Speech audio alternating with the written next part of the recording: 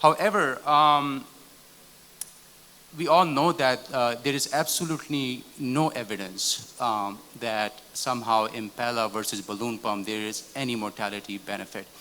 And this, I'm saying that not based on some pilot study. There are actually randomized controlled trial, like IMPRESS trial, comparing Impella CP with balloon pump. No mortality benefit at 30 days and 6 months. Again, in SHOCK 2, matched Impella versus balloon pump. Not only there is no mortality benefit, actually there is more risk of bleeding, sepsis, as well as vascular complications. And there is ongoing trial, SHOCK trial, the Danish and German trial, and it's still enrolling. We are not there yet. And there is a reason in countries like UK or Canada, they're not using Impella so far until we have strong evidence. In a country like Pakistan, where with the price of one Impella, you can actually save 50 lives with acute MI. So again, what are your thoughts in presence or in the absence of good trial or good evidence? How can you support to keep using Impella in these patients? Thank you.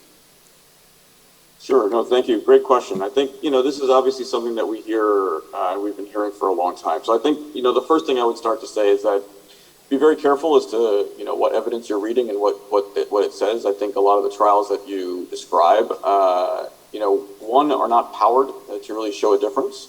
So I think to, a randomized, the randomized control trial may be the epitome of all clinical trials. However, when a randomized control trial is not powered for a certain outcome, and that outcome is defined in the summary of a statement, I think that's where you get into a lot of trouble. So I would caution using the IMPRESS data or any of the data really that's out there, because I would firmly say that you are correct, the data is absent, but the data is not present for harm either. The data is just absent, period. That's the first thing I would say. So right now we're running with registry data, very good prospective registry data, which actually does show systems of care utilizing both balloon pumps, Impella and ECMO, actually to show benefits and outcomes. And I think that's really the conversation. I really, and that's one of the reasons I put it in the summary slide. I really would like to move this conversation about shock away from a specific device, because I think the device becomes more of a political conversation rather than being a patient-centered conversation. So when we're speaking, I think we should be more focused on what would be better for a specific patient. So there are patients where balloon pump would be great, and I think that's where some of the SKY stages of shock data that's come out more recently suggests that in the SKY stages A and B, you can say that a balloon pump would actually be sufficient. But we have data that suggests that in SKY stages C, D, and E, that a balloon pump is insufficient. And we really don't have any evidence for ECMO either, to be honest with you. Neither do we have randomized controlled trial data for Impella.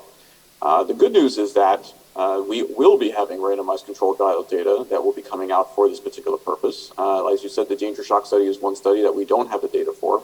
But more importantly, I think there's a Recover 4 study that's going to be coming out and started soon. And I think that's going to be the place where we will be able to hopefully understand this a little bit better. And one other thing that I would suggest about shock patients, unlike acute MI patients, which are pretty much a little bit more black and white, an anterior wall STEMI is an anterior wall STEMI, an inferior wall STEMI is an inferior wall STEMI. Shock is just very heterogeneous. And I think when you look at such a heterogeneous patient population of shock, you will probably see different results for different patients. So it's important that we don't lump. I think the original shock trial was a good example of that. We lumped everybody together and we saw an outcome, but the outcome wasn't really that good. And then when you look at IMPRESS, which was probably a SKY stage E trial, that looks at all the patients who are pretty much having cardiac arrest, you can show that nothing works. Well, of course, probably nothing's going to work in a patient who is essentially almost dead. So I think that we have to parse out a little bit more of the heterogeneity of shock. It's a very difficult study to undergo, as I'm sure you can understand. How do you do informed consent for a patient and randomize a patient in shock because they can't provide informed consent? Who do you get consent from? And in the United States, that's a big problem, and I think that's being addressed. But these are all issues that I think are real, and all the things that we discussed at Sky Shock. So please join us, and we can happily help you out with that. We will try and join you, but we'll have to. Can I ask a quick question, or? For him, we have to keep moving. So let's do Oh, go this ahead. yeah, thank you so much. Much that we would like to continue the discussion, but there are a few more talks to put in.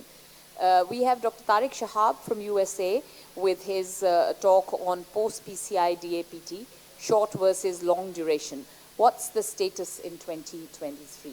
And the talk time, including the question and answer, is 10 minutes. So we'll have to do that because our next session will start at 5 o'clock. So we have to get through this. Thank you so much. Oh I do apologize. Thank you, Dr. Amber Malik, and congratulations to you and Dr. Hanif Bashir and all the organizers for having such a wonderful meeting. You have the slides. You want me to share the screen? Let me. Screen, we're on. Okay, I'll try that. So this is a very important topic, as you all know. It concerns not only the interventional cardiologists or cardiologists, but all the physicians, surgeons. This is a hot topic about dual antiplatelet therapy. I have only 10 minutes, so I'm going to cruise through my slides as we go. We all know that when bare metal stents came in, it was studied and found that we have to have antiplatelet therapy, dual antiplatelet therapy, for at least 1 month with the bare metal stents with aspirin and titlopidine. And then after that, when drug-eluting stents came in to handle the issue of restenosis, we were concerned more with acute stent thrombosis and also late and very late stent thrombosis. So at that time, trials supported the idea of 1 year of dual antiplatelet therapy, which became a standard for a long period of time. However, a longer duration of dual antiplatelet therapy is associated with bleeding and other risks. So now we are going towards more tailored therapy. The duration of dual antiplatelet therapy is a question, and now with the earlier generation drug-eluting stents and now the new generation, second generation drug-eluting stents, presence or absence of myocardial infarction, ischemic risk versus bleeding risk, cost versus benefit ratio, all those things are factored into who will get DAPT for a longer period versus shorter period. In 2016, the American College of Cardiology, the American Heart Association, and even the European Society of Cardiology, they all agreed that 1 year of DAPT therapy was the standard for patients who got drug-eluting stents. Now we are moving towards, let's go to the next slide. So now based on the patients' risk factors and whether they need they need longer duration of dual antiplatelet therapy. This slide, which I borrowed from Cleveland Clinic of Medicine, in patients with stable ischemic heart disease, and if they have no high bleeding risk, now the standard from the American College of Cardiology and American Heart Association is at least 6 months of DAPT therapy, which the European Society of Cardiology also agrees. However, in patients who have high bleeding risk, the recommendation is to do 3 months of dual antiplatelet therapy, both with the ACC as well as the European. There is some disagreement on the part of the ESC, which suggested 1, and they say the data is only not suggestive of 3 months in all patients. In patients who have acute coronary syndrome, meaning MI, acute coronary syndrome, unstable angina, non-STEMI, STEMI, if they have no high bleeding risk, the recommendation is to at least 12 months of dual antiplatelet therapy, which is agreed by all the societies. In patients who have high bleeding risk, then you have to still 6 months, but the ESC says that you have to weigh in and maybe shorter duration of therapy, as I will tell you in my next slide. Then the next question is the interruption of dual antiplatelet therapy for patients who are going for non-cardiac surgery, and that every physician is involved with that, and we have to address this question all the time. This, again, is a good slide from Cleveland Clinic, which I borrowed, that patients who are undergoing non-cardiac surgery, if they can take aspirin during surgery and had bare metal stents, the stent was implanted less than 6 weeks ago, then they may need a bridge therapy. If the stent was implanted more than 6 weeks ago, then they do not need bridge therapy and then can proceed with the surgery. In patients who had drug-eluting stents and their stents were implanted less than 3 months, then they may need bridge therapy. Patients who had stents more than 3 months or between 3 to 6 months, if they had high-risk features to start with, like left main stenting or bifurcation stenting, then you have to consider bridge therapy versus no bridge therapy.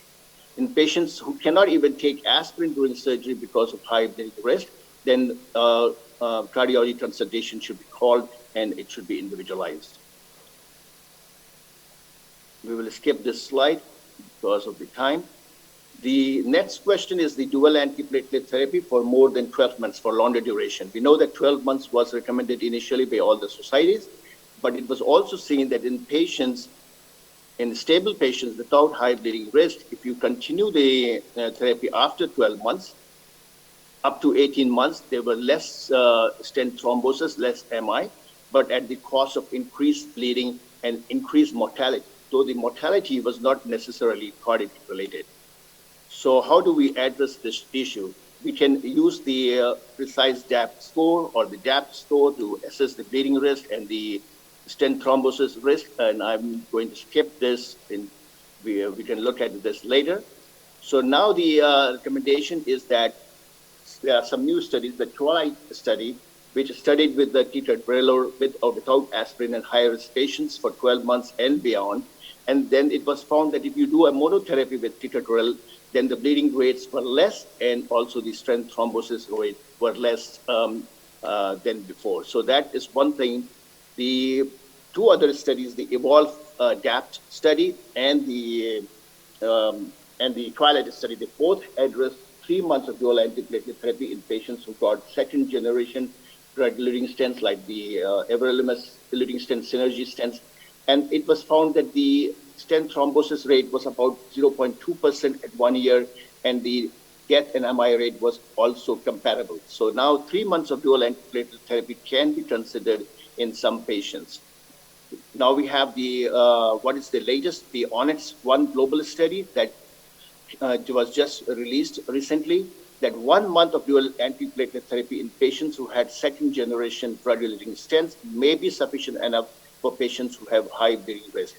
The 1 year rate of death, MI, or stent thrombosis was comparable, 17.1% versus 16.9% in patients who had the 1 month dual therapy followed by monotherapy.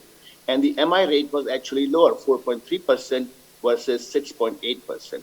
So based on these findings, the FDA in 2020 recommended that patients who had the newer generation drug-eluting like the Onyx Resolute stent can only have dual antiplatelet therapy for 1 month, and then after that, they can go on to monotherapy.